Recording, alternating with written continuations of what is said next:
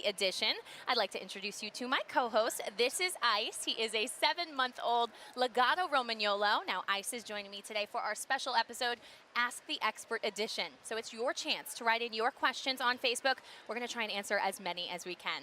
So today we are joined by an AKC judge, the person in the ring who decides which dog will go home with a very special prize. So if you ever wanted to be inside the mind of a judge, now is your chance. Post your questions on AKC's Facebook page. We are joined today by Dana Cline. Dana, welcome to the show. Thank you very much. So I'm excited to be in Orlando. I know Ice is excited to be. Are you excited to be here in Orlando? Couldn't be more excited. It's a fabulous venue. It's a great environment here. What shows are you judging? I'm judging today's all-breed show and tomorrow's all-breed show, and then the next 2 days, which are the AKC show. So you will be here all weekend long. So if people have questions, they can absolutely tune in on this episode, and you'll be answering all of those. The all-important question that everybody wants to know, what are you looking for when you go out into the ring? What makes a champion show dog?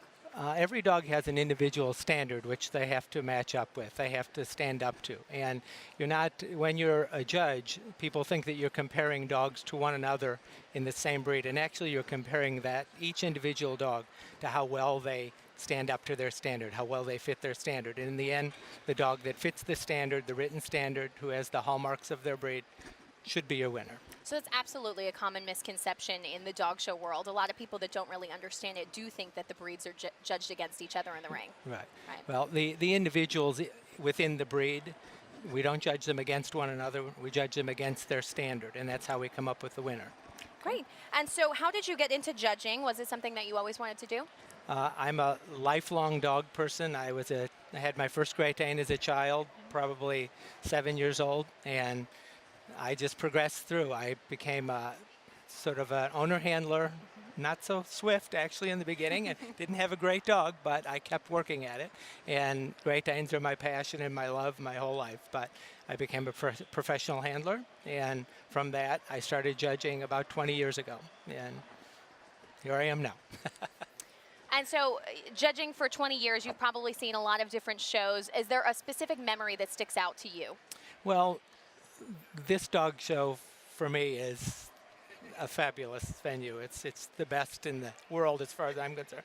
But we also have national specialties where they're individual breeds. And my breed is the Great Dane, and I loved judging my own breed's national specialty on 2 occasions. And that was probably the highlight of my career, and of course they're my passion. So I have to say the Great Dane national specialty. The Great Dane. So tell us a little bit about what you're expecting to see this weekend here. Well, with the number of dogs that are present, obviously there are many incredible dogs, and in every breed there are numbers of dogs that are of high quality. And unfortunately, only one comes from every breed. So it's exciting. It's a little mind-boggling to have to choose between such high quality and the fine details and the hallmarks, but that's my job, and I pick my dog today, and another judge may pick their favorite tomorrow, because we all come in with a little different perspective. So tell us a little bit about what goes on in the ring for those people who maybe this is their first time seeing a dog show. What can we expect when the dog enters the ring? Tell us about the process. Okay. I think that for myself anyway, I get a first impression of the dogs. If you have a large entry, sometimes it's a little more difficult, but when you have an entry of, say, 10 dogs, when the dogs pass before you, in other words, when they run before you, you can get a pretty good idea, first impression, of what a dog, how closely they resemble their standard. Dogs have to be sound. In other words, they cannot be lame. So we need to see a dog from the side, at least one time movement from the side, from the rear, and coming back at you. The down and back is what we call it.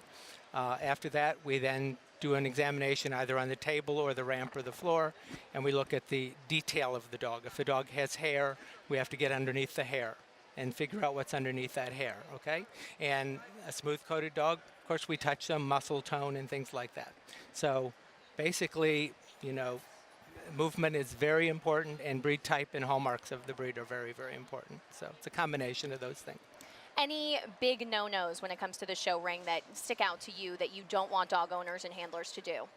Well, I think it's important to understand that not everyone is the same caliber of handler. We have professional handlers and owner handlers and new people, but it's my job to go in and find the best dog through even difficult circumstances. So I think it's important not to be taken in by necessarily a great performance on maybe a mediocre dog or a lesser performance on a really great dog. You have to find your way through to find the best dog and make them win. And so one of my favorite lines is, performance could be good today and bad tomorrow, but a beautiful dog's everlasting. They're always there. So you got to find the beautiful dog. Very true. Good advice there. We do have a Facebook question coming in. Okay. Someone is wondering, what type of breed do you own now? I own Tibetan Mastiffs and Italian Greyhounds. So how many of those? Do I have to tell you? Quite a few. That's No, okay. We love dogs around here. 3 Tibetan Mastiffs and 11 Italian Greyhounds. Are they all show dogs? Yeah, almost all champions, actually. Mm-hmm. Wow. And so are they here with you in Orlando? No, can't be here. They're home. Just for work this weekend? That's right. Okay. Any dogs or breeds in specific that you think we should be looking out for here this weekend to come? Well, they're all here. So, you can watch. I watched the groups last night, the group competition where the winners of the breeds advanced to their specific group, the sporting, working, herding, terrier groups. And those groups, they were at least 10 deep in many cases of best in show winning dogs. Well, so a lot of dogs here. It's pretty power-packed weekend. So. And how do you keep all of the standards straight? When we talk about there's a standard for each breed, how do you keep those straight? Because there's so many to choose from and watch. Right. I think with experience you learn the hallmarks of a breed, what's desired from a breed, their function, their purpose, how to recognize good breed type.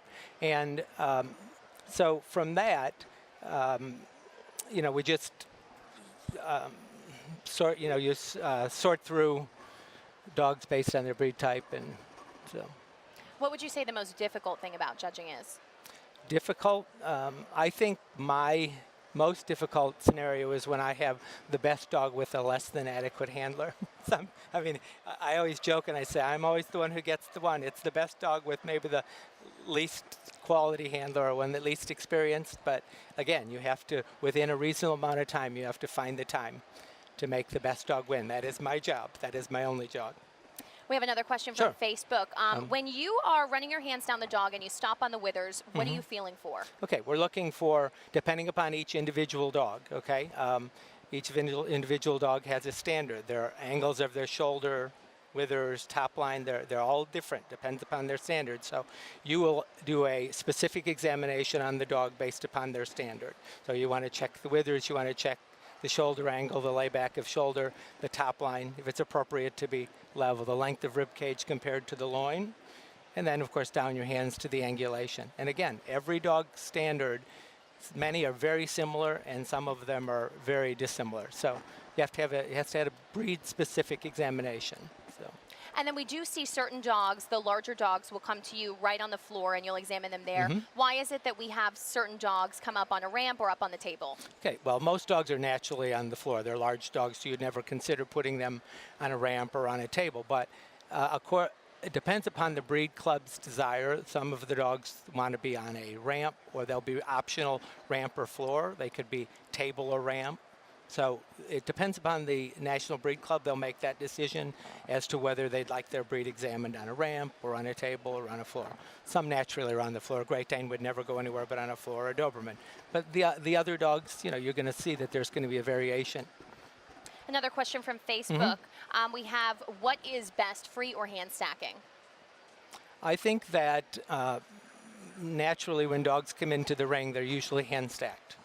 But always in a competition, I want to see a dog stand on his own. I'll bring dogs out that are in, sort of in the mix, and I want to make them stand free. I don't want any touching. I want to see them stand on their own. And that's a temperament test as well as it is to see where their legs may fall or what their top line may look like without them being propped up. It's also to see how they'll stand and receive you if you go up and walk up to them if they receive you. It's a little bit of a temperament test too. So. Does that play into the training that you would see? Is that something that you would say the handler is more responsible for, or the owner? It is, but you also have to consider that breeds such as my breed, a Tibetan Mastiff is not interested in being at the dog show. They come, they do what you want them to do. Don't show them liver, they don't care. And they stand there. So as a judge, I have to consider that dog's nature before I have demands upon their performance. So a Doberman is watchful and they should be on their tiptoes all the time, and a Great Dane is somewhere in between. But so you have to be cautious what you ask of a dog in a performance related to what their purpose is and what their natural temperament is. What's the hardest dog for you to judge? Oh gosh, I don't have one really. You can do it all. You judge well, all the breeds, right? I don't know. I try. All right. What advice would you have for anybody who is maybe, say this is their first dog show and they've never been to one before, or they're even interested in getting into the dog show circuit? What advice would you have for them? Well, first of all, I think it's very important to connect yourself with a good breeder, okay? Pick the breed that you like. Ask to possibly travel or ask to go to a dog show with someone who is, active in the dog show and successful.